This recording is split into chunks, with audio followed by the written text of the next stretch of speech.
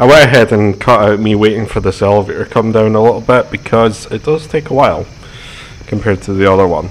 But this is going to take us up to the next shrine, so we can cut down the other chain. And then we're pretty much going to go to that side area that I skipped earlier, and then it's pretty much a straight run to the boss. The boss of this level is actually one of the more difficult in this game, but you're going to see how good warding is in that fight.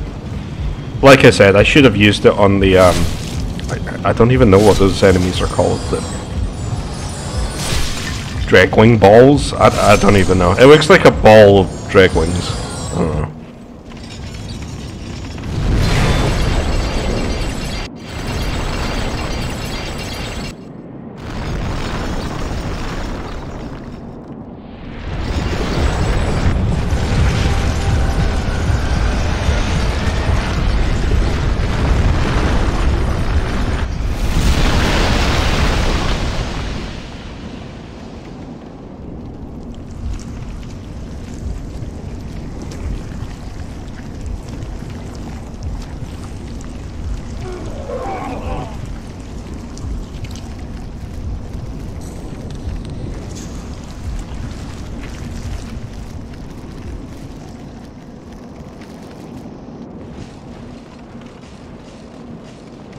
So you'll get that little cutscene showing that those enemies have spawned throughout the level. There's a few of them, but there's not too many.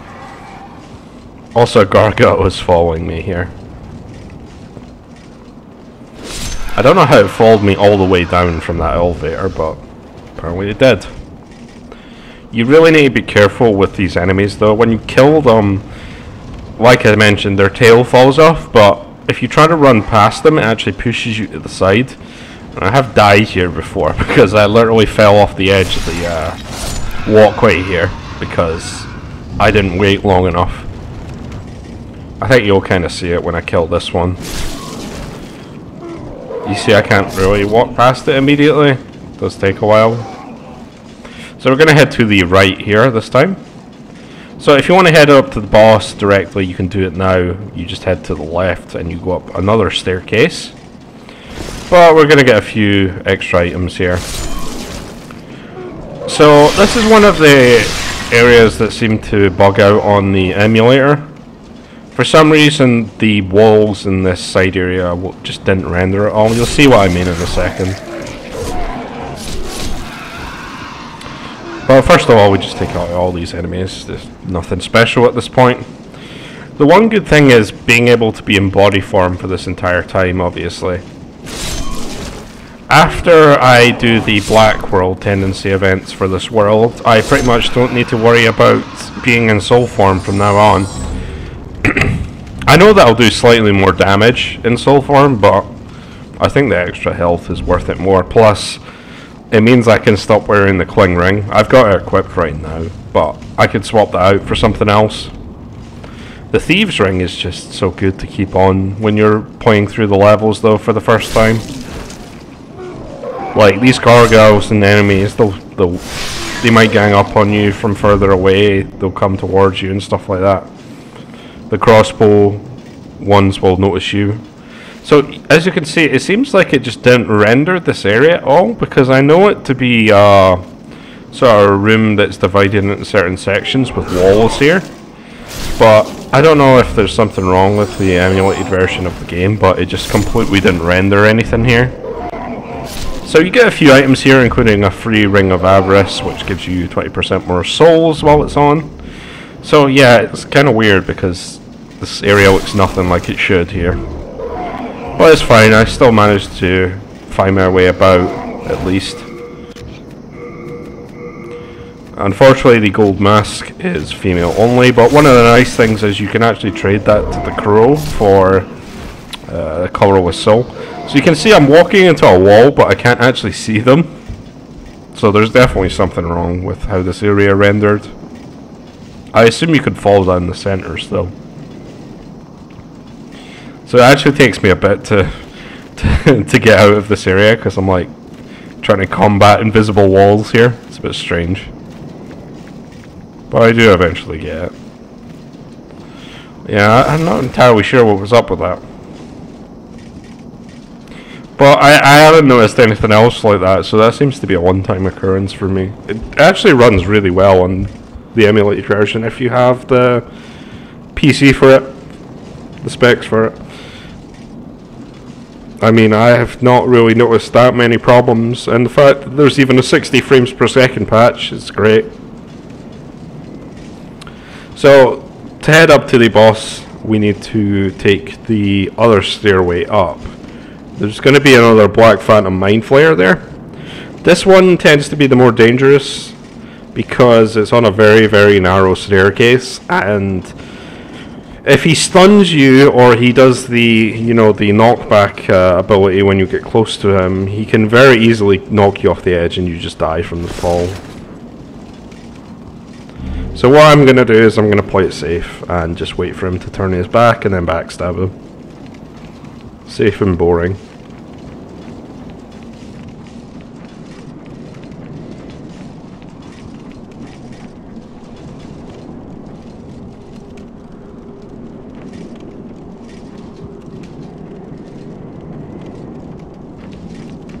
So yeah, he gets to about there, and then he pretty much doesn't notice us until we run up on him.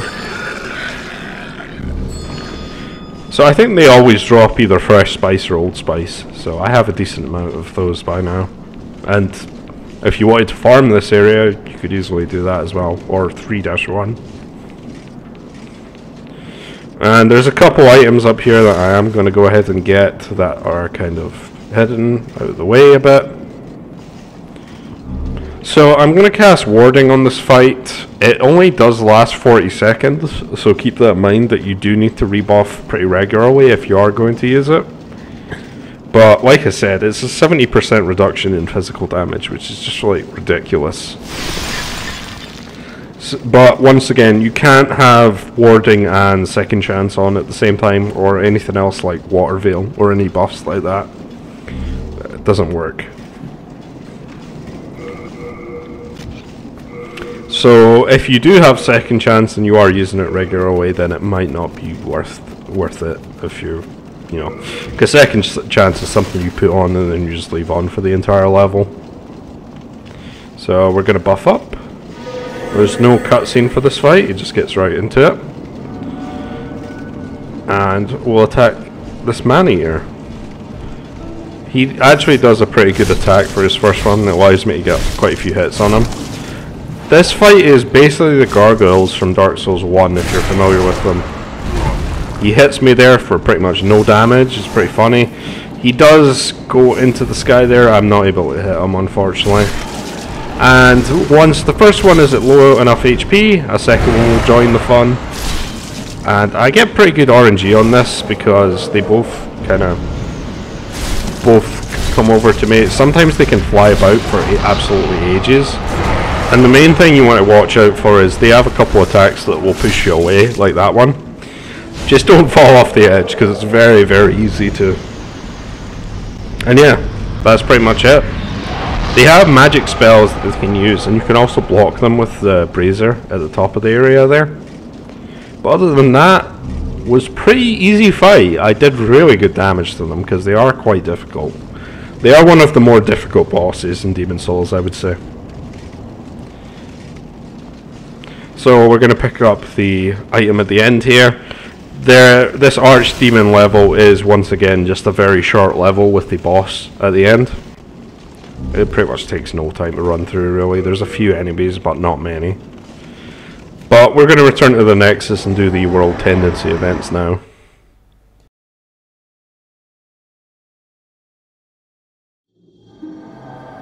I'm going to go ahead and level up Endurance twice, because I know that I'll probably need that later on anyway. So I'll do that now, in case I forget. Other than that, we're just going to put everything in storage that we picked up, basically. The Moon Sword you can pick up from the boss room. It's not a bad weapon to use, really. But the Crescent Falchion you have from 4-1 is probably just as good anyway. So now we're going to go to 3-2 again. We need to find a key that we can find now at the first shrine, Because when you go here with white world tendency, there will now be a path that you can take in order to get that key. And then you will need to go back to 3-1 because the key is for some of the cells in that level. So this one is kind of more annoying than the other ones in terms of like the world tendency events. It's a lot of running around. I'm not going to bother killing the primeval demon in this level, even though I am going to drop the world to pure black after I'm done with this, and I'm surprised I've never really seen that jumping attack they do before. Not often, at least. So we're going to run past most of the enemies in this level and just beeline straight for the key, and then we're going to evacuate out. Evacuate is such a good utility spell to have. I mean, you could use the Exhale Binding, but you'd lose all your souls then. And I mean, 5,000 is pretty much nothing for me at this point, but may as well keep what I have if I have the option to. So this one is a bit of a pain to get to, so absolutely make sure that you're in white world tendency. It seems like you only need to kill 2 of the bosses from neutral in order to make it up to white world tendency. So if you're going to do this, then and if you get there and then the item's not there, you're going to be sad.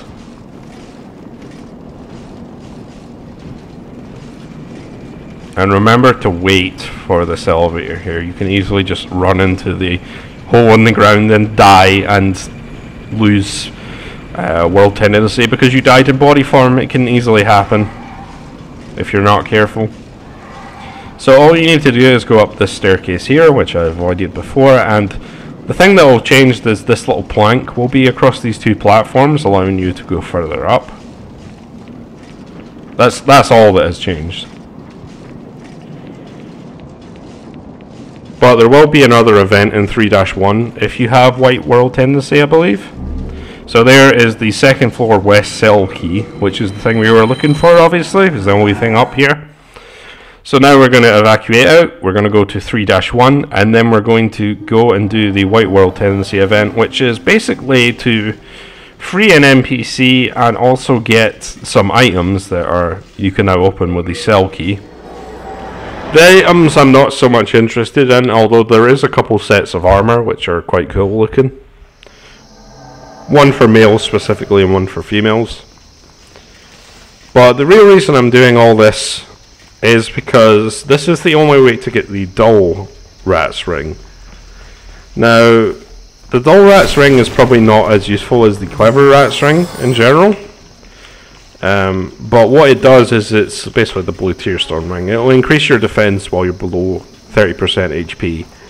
But the reason why we might want that is because if we're going to maybe do some hyper mode stuff, which I may eventually do, we want to have the increased damage from the clever rat's ring, but we can also use the dull rat's ring as well. And we can use warding as well.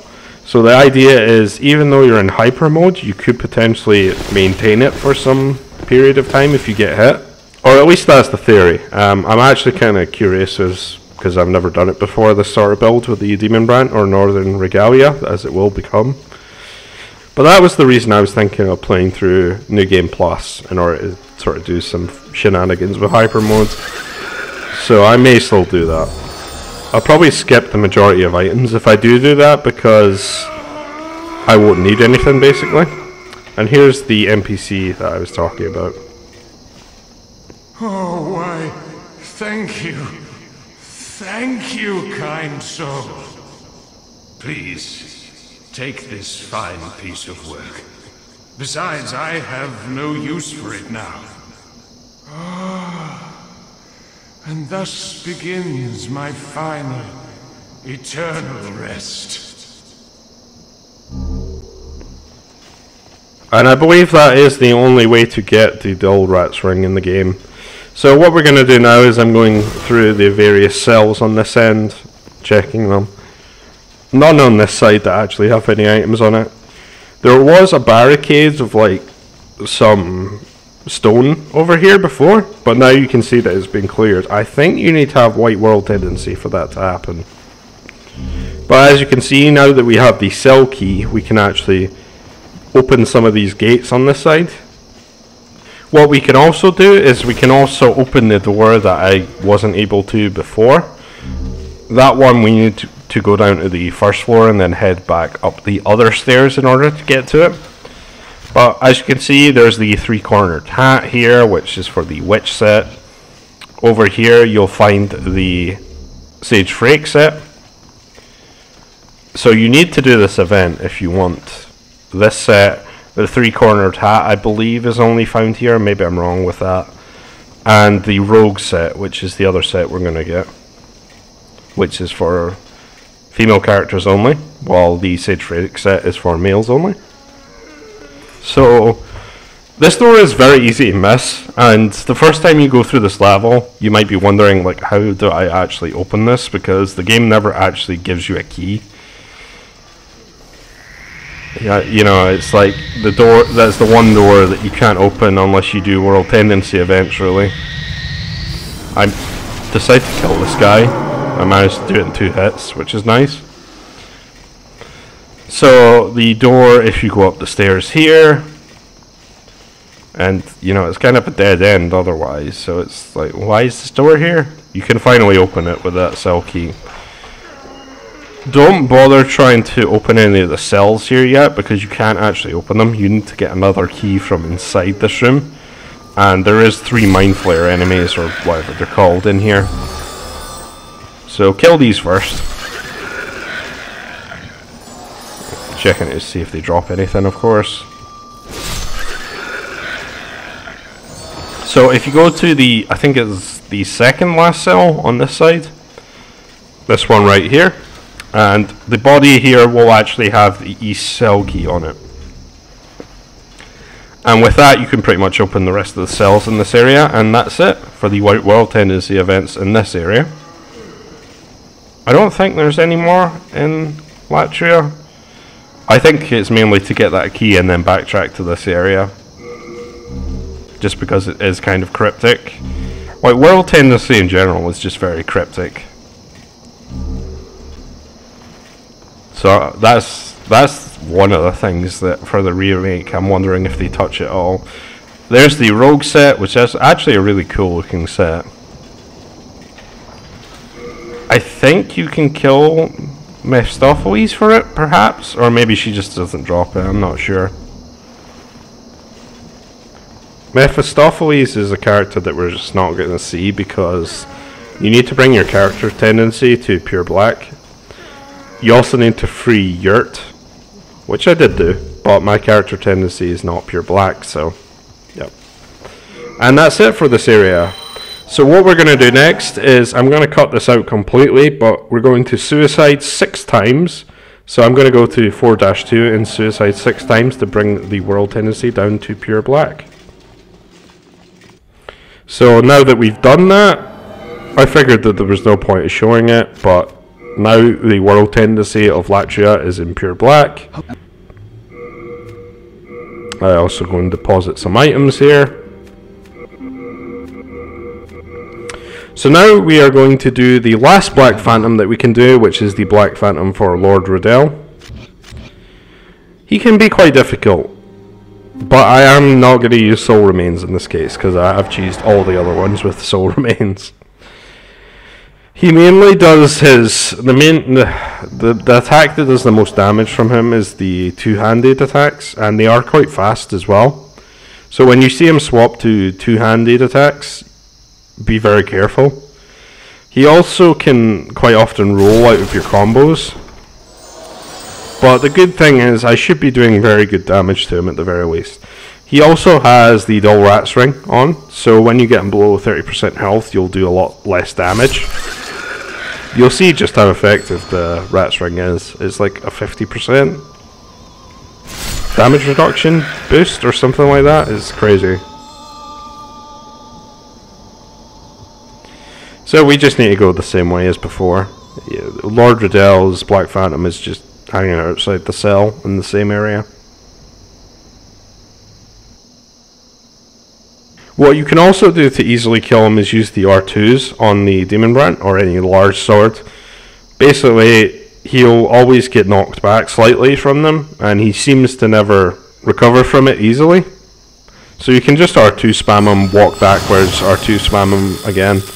I'm very careless here and I get hit by the Mind Flare. You can see that grab does a lot of damage in pure Black World Tendency. So be a bit more careful than I was here. And I also use warding. I don't actually know if I get hit by him here. I might get hit a few times, I'm not sure. Put up warding, he can't see me yet. So the R2 does a lot of damage. But as you can see, if you get the full combo up, does a lot of damage as well at this point. He's one-handing his weapon right now, which honestly, the attacks when he's one-handing are a lot slower. So he's really a lot more dangerous when he's actually two-handing. So there goes the Dull Rat's Ring there, as you can see the effect. Doing 86 damage on each swing now.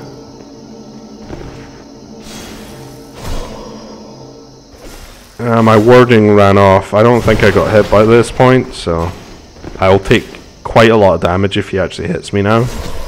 But you can kind of stun lock him. It's not too much of a problem.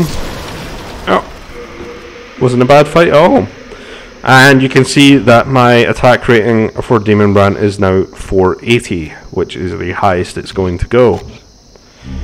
So we're at pure white world tendency. What I can do now is I can actually get the Friends Ring from the Monumental, but it's pointless because all it does is increase your attack power as your Blue Phantom, and I have no access to online. So that's a pointless ring to have for me. What we are going to do is we're going to go ahead and kill Yurt, because you're going to see that Yurt will go around killing NPCs if you start killing bosses after he has been rescued. So yeah, we want to kill him as quickly as possible. I actually reloaded my save here, but what you can see is if you go up these stairs, you'll now see a body here. I almost missed it. This is because we killed one of the bosses after freeing Yurt, which was the Man-Eaters, of course, and there's another body over here. So right now, he won't kill any NPCs yet, but if you kill another boss after this, I think he kills one of the NPCs. I can't remember what the first one is. I think he starts with some of the apprentices first. I am indebted to you for your help in Latria. Without it, I would not have made it back to the Nexus. Now I can go on with my work, and for that, I must thank you. Gonna put warding up and then fight him. Not gonna be too bad. Well, what have we here? Do you wish to die so soon?